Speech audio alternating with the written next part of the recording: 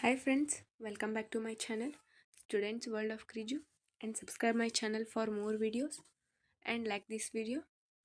ಇವತ್ತಿನ ಚರ್ಚಾ ವಿಷಯ BA first ಸೆಮ್ನ political science ಅಧ್ಯಾಯ 2 ರಾಜ್ಯದ ಉಗಮದ ಸಿದ್ಧಾಂತಗಳು.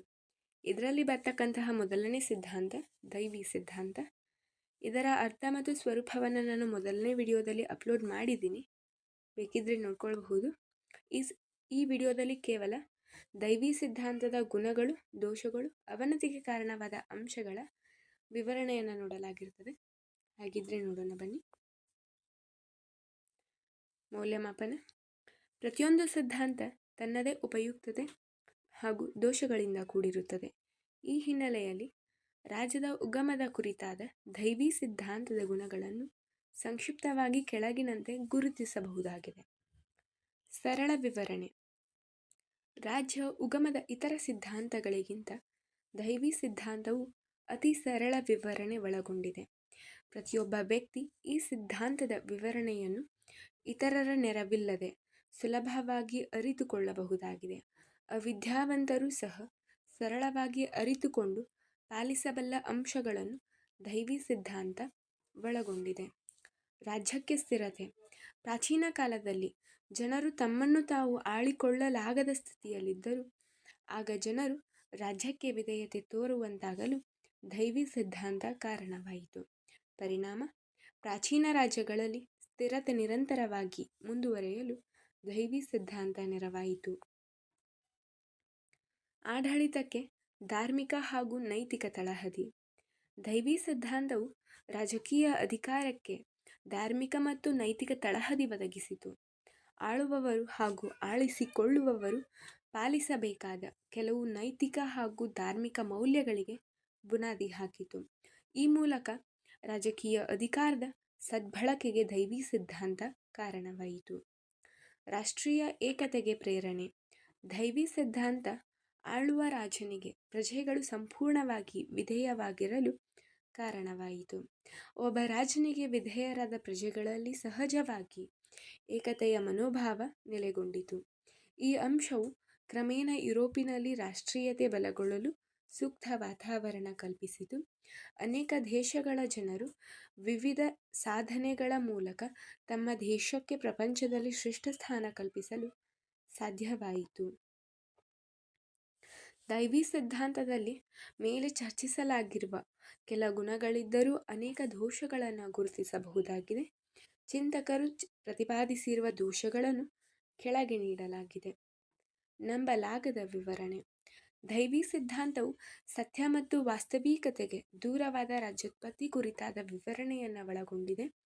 ರಾಜ್ಯ ಅಗೋಚರ ಶಕ್ತಿಯ ಅಂದರೆ ದೇವರ ಸೃಷ್ಟಿ, ರಾಜರು ಭೂಲೋಕದ ಮೇಲಿನ ದೇವರ ಪ್ರತಿಮೆ, ರಾಜರನ್ನು ಪ್ರಶ್ನಿಸುವುದು ಅಧರ್ಮಕ್ಕೆ ಸಮ ಮುಂತಾದ ನಂಬಲಾಗದ ವಿಷಯಗಳನ್ನು ದೈವಿ ಸಿದ್ಧಾಂತ ಒಳಗೊಂಡಿದ್ದು ದೋಷಮಯವಾಗಿದೆ. ರಾಜ್ಯೋತ್ಪತ್ತಿ ಕುರಿತಂತೆ ಸ್ಪಷ್ಟ ಚಿತ್ರಣ ಒದಗಿಸಲಾರದು. ದೈವಿ ಸಿದ್ಧಾಂತ ರಾಜ್ಯವು ದೇವರ ಸೃಷ್ಟಿ ಎಂಬುದನ್ನು ಸ್ಪಷ್ಟವಾಗಿ ನಿರೂಪಿಸಲು ವಿಫಲವಾಗಿದೆ. ಕೇವಲ ರಾಜಕೀಯ ಅಧಿಕಾರದ ಲಕ್ಷಣ ಹಾಗೂ ಮೂಲವನ್ನು ವಿವರಿಸುವುದೇ ಹೊರತು ಸರ್ವಸಮ್ಮತ ರಾಜ್ಯದ ಉಗಮವನ್ನು ಚಿತ್ರಿಸುವಲ್ಲಿ ಈ ಸಿದ್ಧಾಂತ ಸಫಲವಾಗಿಲ್ಲ. ನಿರಂಕುಶಾಧಿಕಾರಕ್ಕೆ ಬೆಂಬಲ. ದೈವಿ ಸಿದ್ಧಾಂತವು ರಾಜ್ಯರ ನಿರಂಕುಶತೆಗೆ ಅವಕಾಶ ಕಲ್ಪಿಸುತ್ತದೆ. ಪ್ರಜೆಗಳಿಗೆ ರಾಜ್ಯ ಜವಾಬ್ದಾರಿಯಲ್ಲ, ಪ್ರಜೆಗಳು ರಾಜನನ್ನು ಪ್ರಶ್ನಿಸುವಂತಿಲ್ಲ. ರಾಜ ಕಾನೂನುಗಳಿಗಿಂತ ಶ್ರೇಷ್ಠ ಎಂಬ ಅಂಶಗಳನ್ನು ಪ್ರತಿಪಾದಿಸುವ ಮೂಲಕ ಸಿದ್ಧಾಂತವು ರಾಜನ ಅಧಿಕಾರವನ್ನು ನಿರಂಕುಶವಾಗಿಸುತ್ತದೆ. ಐತಿಹಾಸಿಕ ಅಂಶಗಳ ಕಡೆಗಣನೆ. ದೈವಿ ಸಿದ್ಧಾಂತವು ರಾಜ್ಯದ ಉಗಮ ಹಾಗೂ ಬೆಳವಣಿಗೆಗೆ ಕಾರಣವಾದ ಐತಿಹಾಸಿಕ ಅಂಶಗಳನ್ನು ಪರಿಗಣಿಸಲಾರದು. ವಿವಿಧ ಐತಿಹಾಸಿಕ ಆಧಾರಗಳ ನಿರ್ಲಕ್ಷ್ಯದ ಕಾರಣಕ್ಕೆ ಈ ಸಿದ್ಧಾಂತ ತನ್ನ ಸಮಂಜಸತೆಯನ್ನು ಕಳೆದುಕೊಂಡಿದೆ. ಪ್ರಜಾಪ್ರಭುತ್ವಕ್ಕೆ ವಿರುದ್ಧ. ಸಮಕಾಲೀನ ಪ್ರಜಾಪ್ರಭುತ್ವದಲ್ಲಿ ಪ್ರಜೆಗಳೇ ಪ್ರಭುಗಳು. ಪ್ರಜಾಪ್ರಭುತ್ವದಲ್ಲಿ ಆಳುವವರು ಪ್ರಜೆಗಳ ಪ್ರತಿನಿಧಿಗಳಾಗಿದ್ದು ಪ್ರಜೆಗಳಿಗೆ ಜವಾಬ್ದಾರಿ ತೋರುತ್ತಾರೆ. ಜೊತೆಗೆ ತಮ್ಮ ಹಿತವನ್ನು ರಕ್ಷಿಸುವವರನ್ನು ಅಧಿಕಾರಕ್ಕೆ ತರುವ ಅಥವಾ ದೂರವಿಡುವ ಅವಕಾಶ ಪ್ರಜಾಪ್ರಭುತ್ವದಲ್ಲಿ ಪ್ರಜೆಗಳಿಗಿರುತ್ತದೆ. ಆದರೆ ದೈವಿ ಸಿದ್ಧಾಂತ ಪ್ರಜೆಗಳಿಗೆ ವಿಧೇಯತೆಯ ಹೊರತು ಯಾವುದೇ ಅವಕಾಶ ಒದಗಿಸದೆ ಪ್ರಜಾಪ್ರಭುತ್ವಕ್ಕೆ ವ್ಯತಿರಿಕ್ತ ಅಂಶವನ್ನು ಪ್ರತಿಪಾದಿಸುತ್ತದೆ. ಅವನತಿ. ಆಧುನಿಕ ಯುಗದ ಆರಂಭದೊಡನೆ ರಾಜ್ಯೋತ್ಪತ್ತಿ ಸಂಬಂಧಿಸಿದ ದೈವಿ ಸಿದ್ಧಾಂತ ಅಥವಾ ಅರಸರ ದೈವಿಕ ಹಕ್ಕುಗಳ ಸಿದ್ಧಾಂತ ತನ್ನ ಮಹತ್ವವನ್ನು ಕಳೆದುಕೊಂಡು ಅವನತಿ ಹೊಂದಿತು. ಈ ಸಿದ್ಧಾಂತದ ಅವನತಿಗೆ ಕಾರಣವಾದ ಅಂಶಗಳನ್ನು ಕೆಳಗೆ ಸಂಕ್ಷಿಪ್ತವಾಗಿ ವಿವರಿಸಲಾಗಿದೆ. ವೈಜ್ಞಾನಿಕ ಮನೋಭಾವ, ಪುನರುಜ್ಜೀವನ ಚಳುವಳಿ ಮತ್ತು ವಿಜ್ಞಾನ ತಂತ್ರಜ್ಞಾನದಲ್ಲಿನ ಆವಿಷ್ಕಾರಗಳು ಜನರ ಚಿಂತನೆಯನ್ನು ಬದಲಿಸಿದವು. ಪ್ರತಿ ವಿಚಾರವನ್ನು ವೈಜ್ಞಾನಿಕ ನೆಲೆಗಟ್ಟಿನಲ್ಲಿ ಜನ ನೋಡಲಾರಂಭಿಸಿದರು. ಪರಿಣಾಮ ಸತ್ಯ ಮತ್ತು ವಾಸ್ತವಿಕತೆಗೆ ದೂರವಾದ ದೈವಿ ಸಿದ್ಧಾಂತ ಅಳಿವಿನಂಚಿಗೆ ಸರಿಯಿತು.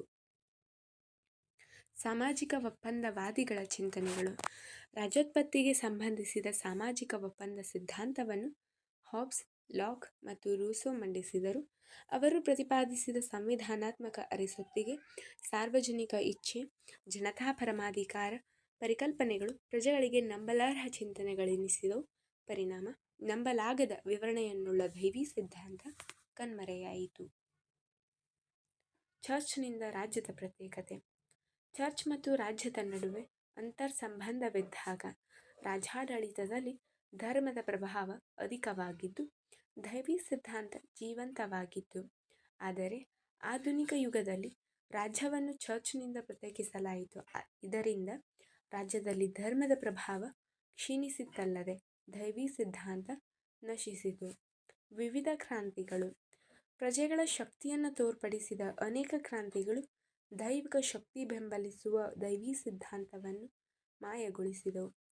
1688ರ ಇಂಗ್ಲೆಂಡಿನ ವೈಭವೋಪೇತ ಕ್ರಾಂತಿ, 1776ರ ಅಮೆರಿಕ ಕ್ರಾಂತಿ, 1789ರ ಫ್ರೆಂಚ್ ಕ್ರಾಂತಿ, 1917ರ ರಷ್ಯಾ ಕ್ರಾಂತಿಗಳು ಪ್ರಜೆಗಳ ಆಶಯದಂತೆ ರಾಜ್ಯೋತ್ಪತ್ತಿ ಸಾಧ್ಯವೆಂಬುದನ್ನು ನಿರೂಪಿಸಿದವು.